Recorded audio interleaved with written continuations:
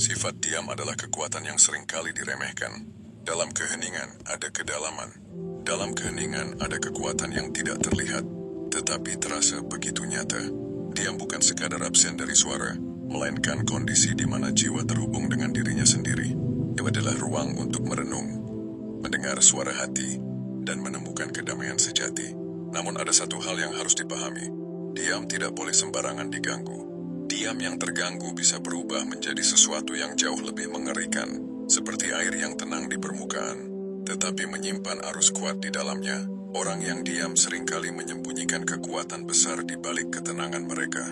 Mengganggu keheningan bisa memicu reaksi yang tak terduga, reaksi yang mungkin tidak diinginkan kata pastinya. Bayangkan sebuah gua yang sunyi. Gua itu gelap, dingin, dan tenang. Namun saat ada seseorang yang mencoba memecahkan kesunyian itu, dengan berteriak atau membuat kegaduhan, suasana berubah, gema suara itu menyebar, menciptakan efek yang menakutkan. Begitu juga dengan jiwa yang memilih untuk diam. Ketika kediaman itu diganggu, apa yang keluar bukanlah sekadar kata-kata, melainkan energi yang telah lama terpendam. Karena itu, hargai diam. Hargai mereka yang memilih untuk tenang, untuk merenung, dan untuk tidak berbicara. Jangan salah sangka bahwa mereka yang diam itu lemah atau tidak berdaya. Justru mereka seringkali adalah individu yang paling bijaksana, yang menunggu saat tepat untuk berbicara atau bertindak. Stoik berkata, lepaskan, biarkan keheningan itu tetap tenang, karena diam yang terganggu bisa menjadi lebih mengerikan dari yang pernah Anda bayangkan. Dalam diamnya ia berdiri di tengah badai, tubuhnya tegap, matanya memandang jauh menembus kekacauan yang mengelilinginya. Puting beliung menderu di sekitarnya, menarik apa saja yang ada di tanah dan melemparkannya ke udara. Namun ia tetap tak tergoyahkan, seperti karang yang menantang gelombang ganas. Kata Stoik, ada sesuatu yang berbeda dalam diamnya kali ini. Ini bukan lagi ketenangan biasa, melainkan peringatan. Peringatan bagi alam, bagi dunia. Bahwa dalam dirinya ada kekuatan yang selama ini ia pilih untuk simpan. Ia tak berbicara, tak berteriak, tetapi semuanya dapat merasakan bahwa ia tengah melawan. Bukan dengan tangan atau senjata, tetapi dengan keberadaan yang kokoh dan tak tergoyahkan. Meski di tengah puting beliung yang meluluh lantakan, ia menunjukkan bahwa ada hal yang lebih kuat daripada kekuatan alam jiwa manusia yang tegar. Diamnya seolah berteriak ke seluruh penjuru, aku tidak akan kalah. Suara alam yang bising tidak mampu mengusik ketenangannya. Sebaliknya, ia seperti memerintah badai untuk menari di sekitarnya, menantang mereka untuk mencoba menggoyahkannya. Kata pasti, lalu dengan sedikit gerakan ia mengangkat tangan. Hanya satu tangan. Tetapi gerakan itu seperti perintah yang tak terbantahkan. Angin mulai melambat. Puting beliung yang tadinya liar seperti mulai tunduk. Ia tidak berkata sepatah kata pun, tetapi pesannya jelas. Alam harus tahu batasnya. Alam boleh menggila, tetapi tidak boleh sembarangan mengganggu diam yang telah ia bangun. Melalui ritual positif, ia mengajarkan satu hal yang sering dilupakan. Banyak orang. Kekuatan sejati tidak perlu banyak kata, tidak perlu amarah yang meledak-ledak atau tindakan yang berlebihan. Cukup dengan keberanian untuk berdiri tegak di tengah badai, dengan keyakinan bahwa tidak ada yang bisa menghancurkan keheningan yang telah ia pilih untuk pertahankan, dan badai pun akhirnya tunduk. Angin mereda, puting beliung perlahan lenyap, keheningan kembali menguasai tempat itu, tetapi kali ini, keheningan itu terasa jauh lebih kuat. Ia telah menunjukkan bahwa diam tidak hanya berbicara, tetapi juga mampu mengalahkan kekacauan. Ia berjalan pergi, meninggalkan jejak yang tak terlihat tetapi terasa oleh siapapun yang menyaksikannya. Jejak keberanian, keteguhan, dan pelajaran penting, jangan pernah meremehkan diam apalagi mengganggunya. Sebab diam yang terganggu bisa menjadi kekuatan paling mengerikan yang pernah ada. Setelah badai itu tunduk, kata pastinya, keheningan menyelimuti segalanya. Namun keheningan ini bukan keheningan biasa. Ia adalah keheningan yang berbicara lebih lantang daripada suara angin, kencang atau gemuruh petir. Setiap daun yang jatuh, setiap helai rumput yang bergoyang, seakan tunduk pada kehadirannya. Mereka tahu, di balik ketenangannya ada kekuatan yang bahkan alam tidak berani menantangnya lagi. Langkahnya perlahan tetapi penuh arti. Ia tidak terburu-buru, seperti seorang pengembara yang paham benar kemana tujuan akhirnya. Pandangannya tetap tajam, menyapu lanskap yang kini hening.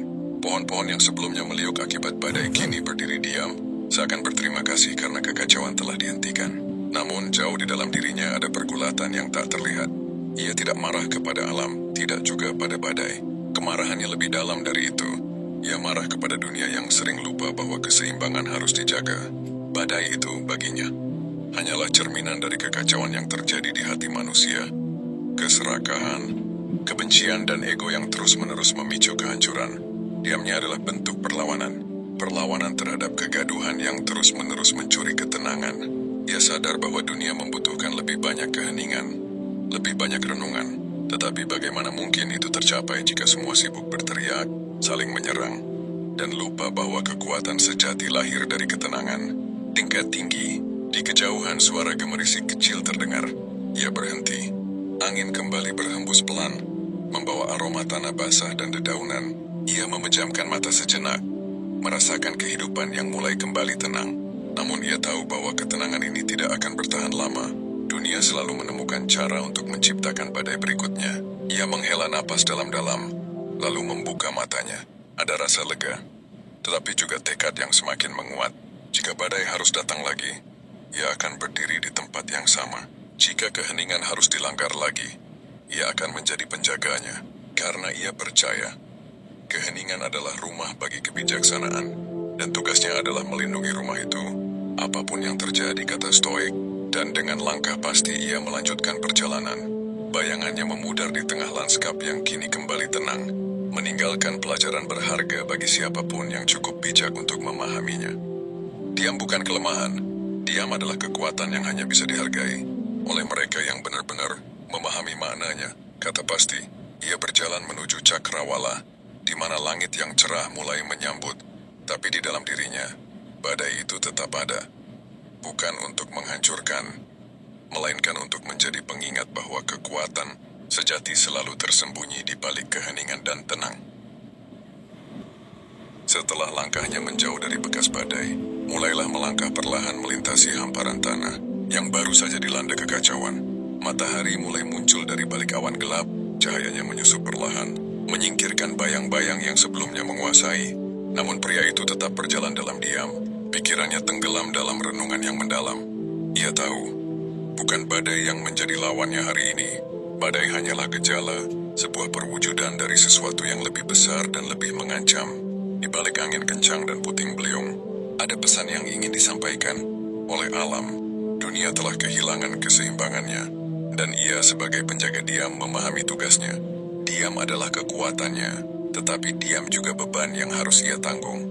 Dalam setiap langkahnya, ia memikirkan manusia yang terus-menerus melanggar batas, keserakahan yang tak ada habisnya, kegaduhan yang semakin membesar.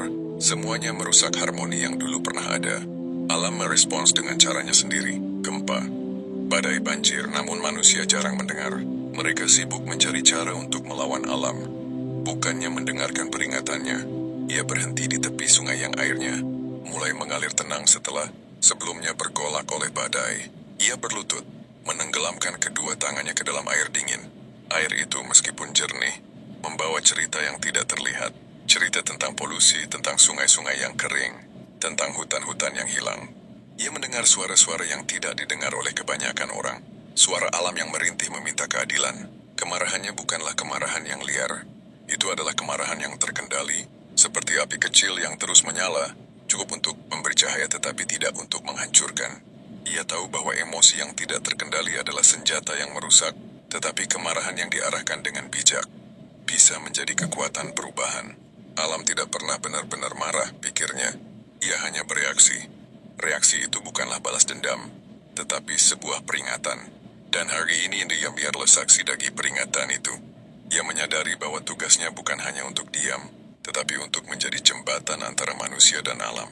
Untuk mengingatkan manusia bahwa ada batas-batas yang tidak boleh dilanggar, bahwa ada harmoni yang harus dijaga. Ia berdiri kembali, air masih menetes dari tangannya. Matanya memandang jauh, menembus Cakrawala yang mulai berwarna keemasan. Di kejauhan ia melihat bukit-bukit hijau, hutan-hutan yang masih berdiri kokoh. Tempat itu seperti janji, seperti harapan, bahwa tidak semuanya telah hancur. Masih ada yang bisa diselamatkan. Tetapi hanya jika manusia mau mendengar. Langkahnya kembali tegap. Ia tahu perjalanan ini belum selesai. Setiap langkahnya adalah doa. Setiap napasnya adalah komitmen untuk menjaga keseimbangan keheningan yang rapuh ini. Ia tidak membutuhkan sorotan, tidak membutuhkan pengakuan. Tugasnya bukan untuk dilihat, tetapi untuk memastikan bahwa keheningan tetap ada, bahwa badai tidak perlu datang lagi. Dari kata pasti, Anda di tiap perjalanan, ia terus mengingatkan dirinya sendiri. Kekuatan bukanlah tentang siapa yang paling keras berbicara, tetapi siapa yang paling teguh dalam diam.